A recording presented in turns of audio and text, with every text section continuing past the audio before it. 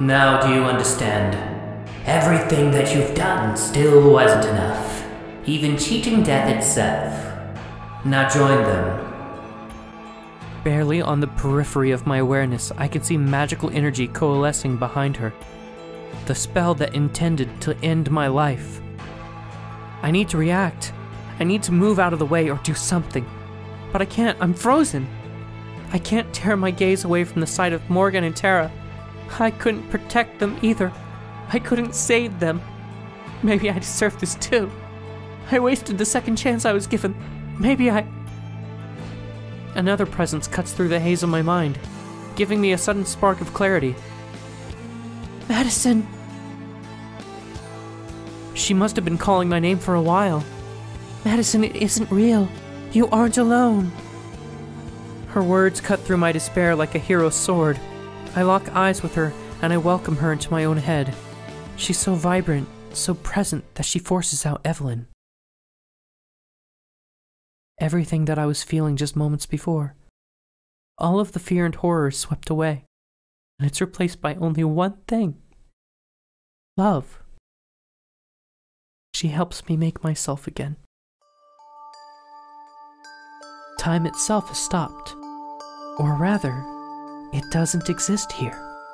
Right now, we're the only two people in the universe. I'm aware that this is only a vision and not reality. Yet somehow, it's more than that. Perhaps it's a different kind of magic. We're surrounded by light. Stars flicker, watching us to see what will happen next. I witness both myself and Abigail, but it's not just the versions of ourselves that are here and now. Rather, it's our future together. The two of us, happily laughing, smiling, growing old. It takes me only an instant to understand. She's the one imagining it, sharing this with me, the same way that the fairies did. This isn't just a wish or a possibility. It's a promise. Both in my mind and in the real world, I take her hands. I don't worry about Evelyn, because I know, in my heart, we've already won. I look Abigail in the eye and I say just two words. I do. I focus on the feeling of her hand against mine, and the knowledge that she's with me. Only now do I notice the imperfections there. Morgan's sweater is the wrong color. Tara's hair clips are in the wrong shape. Even the markings on Gilladura's fur are different. You liar! I should have known. They were just more illusions. It's always illusions with her. I almost fell for the same trick twice. But it won't happen again. Before my eyes, the fake images flicker and then dissipate, vanishing entirely. For the first time, Evelyn takes a step backwards, shaken by my resolve. The spell she had been charging collapses into nothingness. She shudders yet again, harder than before. She shakes so hard that it looks like she might fall apart. But she doesn't, and when she faces me again, there's still murder in her eyes. Evelyn takes a decisive step forward and outstretches her hand towards me. She opens her mouth, bearing rows and rows of teeth at me. I feel Abigail press into my side, and the vision disappears. Just then I spot Morgan running towards us, Gilladura in her arms. The real Morgan, and the real Gilladura. As they approach, I feel Gilladura's thoughts collide with my own. She sends me an apology for the signal, conveying in an instant everything that had happened. Then she sends me a request, along with two words. I'm ready. Maddie, the lake! Even Evelyn turns around to see what Morgan's talking about. Then without warning, Morgan turns and dashes into the pond, with Gilladura still in her arms, submerging the both in the water as they vanish from sight. Tara skids to a stop, watching the spot where they disappeared as the shimmering surface of the pond scatters moonlight. I understand. For what I hope is the last time, I draw up the magic that the fairies have entrusted me with. I coax it out of every nook and cranny of the forest. From the frozen ground under our feet to the highest reaches of the tallest trees, I implore the forest to help me. Within an instant, I can feel its response. From the fairies hidden just out of sight. From the forest spirit waiting forlornly in its grove. From Alma's mother, her child taken away from her unfairly. From Morgan and Gilladura, placing their fates in my hands. From the very moon itself. I move with the easy confidence of doing something that I know I was born to do.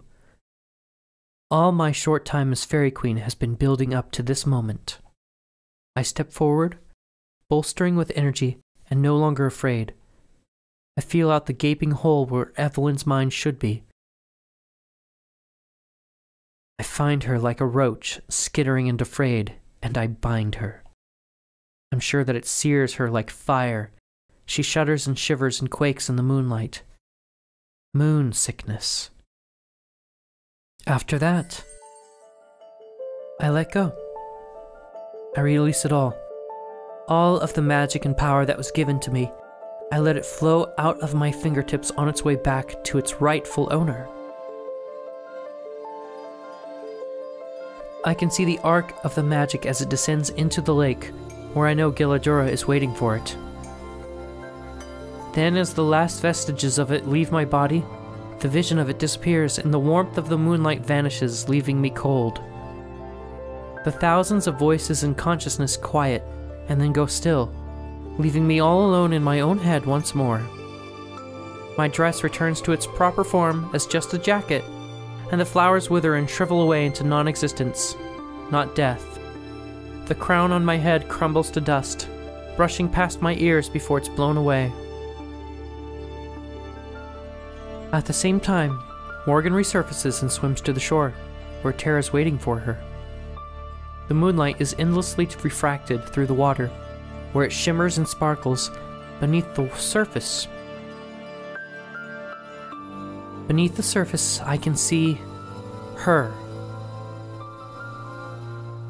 Gilladura crests back through the surface, her true form restored as she's accepted the mantle of Fairy Queen once again. A shining dress the color of fresh-born snow adorns her, glittering as brightly as the stars overhead. Water streams down her in little rivulets, some turning to ice or frost on the way. She's breathtaking. My dress was pretty, but it didn't suit me nearly the same way the role of Fairy Queen seems to suit her. Even Evelyn is speechless. Gilladura closes her eyes for just a moment, her breathing slows almost imperceptibly, but just enough that I involuntarily step backwards. Her movements mirror the ones I performed just moments ago. Gilladura's stance is more experienced, more graceful, but I recognize it. She's calling upon the forest's magic. Then she raises one hand high. The moon seems to glimmer at her fingertips. In one swift motion, she slices downward, moonlight trailing behind her. It pierces Evelyn like a spear, fatal and true. Her whole body convulses as her moon sickness wreaks its terrible havoc on her. Her flesh bubbles and rolls as it tries to escape the dying spirit within. It's a gruesome sight, and I look away, turning instead to Abigail. She holds me tightly. As I watch Gilladura approach the shore, I can hear the buzzing of the fairies, just out of sight, as they start to return to greet their queen. I don't even have to be connected to the forest to know that it's rejoicing. It's over. We've won. I stand there on the shore, hardly daring to move, keep expecting Evelyn to reappear, more powerful and furious. Or worse, for all of this to be an illusion as well. But it isn't. Not a trace of Evelyn remains, neither body nor soul. Gilladura stands on the ground where she last was. The Fairy Queen's eyes are closed in mourning. Not over losing Evelyn, of course, but over losing the fairy she had once been. I look down at myself in my regular clothes once more, and my flesh and blood body. I shiver a little in the breeze. It's a miraculous feeling.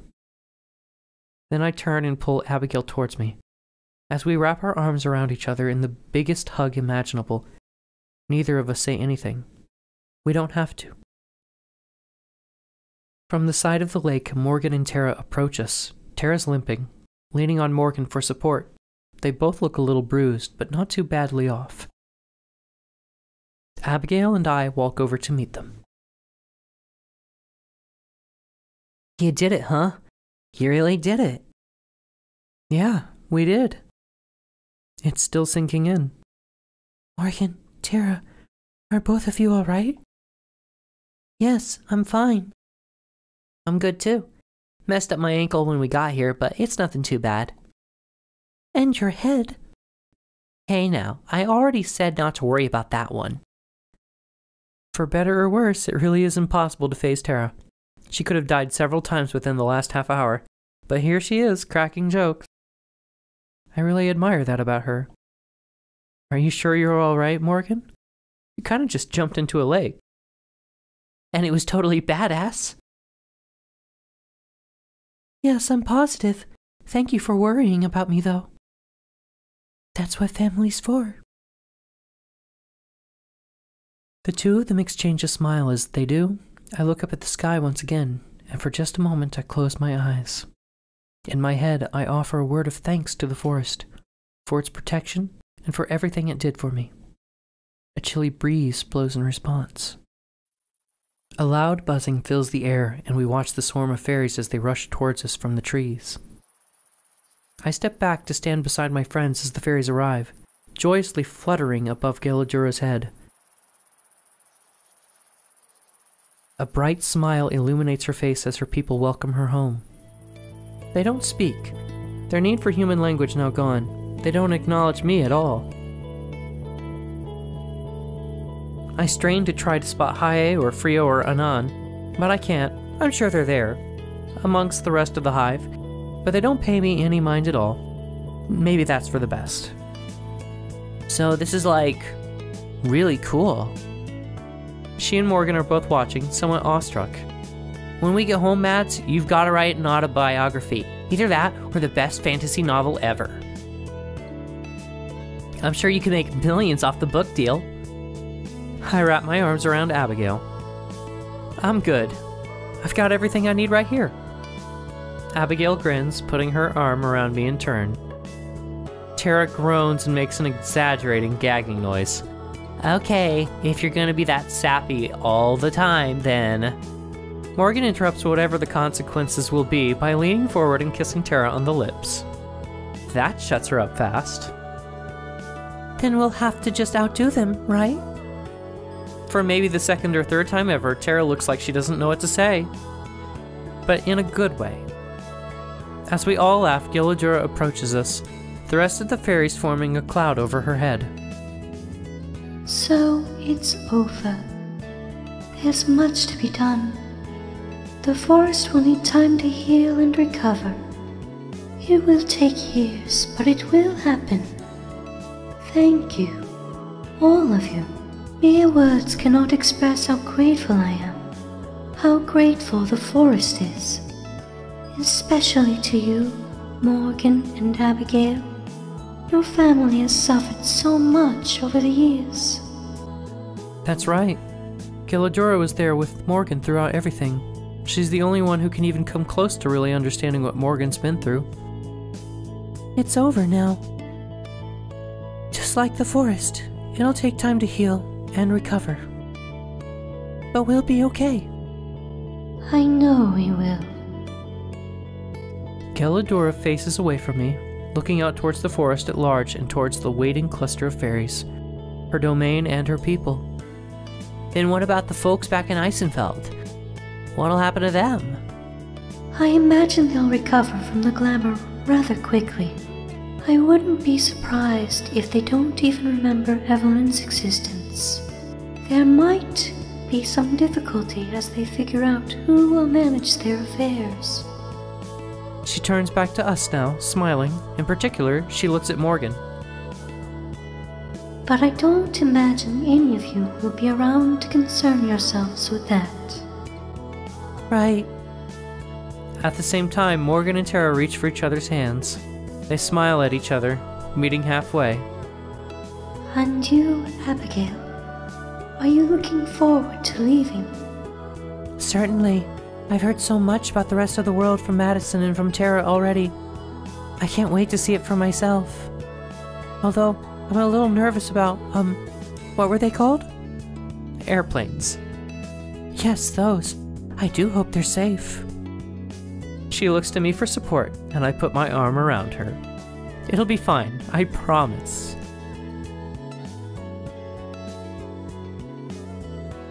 She'll have a lot to get used to in the modern world, but it seems like she's just as excited to experience as I am to show it to her. Even Morgan will have some acclimating to do after spending her whole life with Eisenfeld's limited amenities. It's fine though. As Morgan mentioned, we have so much time. The Fairy Queen smiles at us again. I see. If you don't mind, I'd like to show you just one last bit of magic. Something long overdue. The four of us look at each other, then nod in assent. Lead the way. Kelladura takes us around the pond to the far side, right to the boundary of bare ground and covered snow. She kneels down, scraping together a mound in her hands, while the rest of the fairies watch from above in reverent silence, their usual keening muted for now. The ball of snow in Kelladura's hand is shaped and smoothed out as she alternates between scraping and patting. Soon, I realize the form it's taking. That of one of the fairies. Kelladura then gathers several other materials from the forest debris. Pine needles, a soggy leaf, a couple tiny pebbles, and even more objects that I can't see. She arranges the pebbles on her snow sculpture to form a face. Then she deftly weaves together a few sodden pine needles and ties them around the back of the head. I realize that they're supposed to be glasses, or at least an imitation of them. Madison, it's you. As Kelladura wraps the leaf around the snow fairy, I realize that Abigail's right. It's not an exact replica, of course, but it's definitely supposed to be me.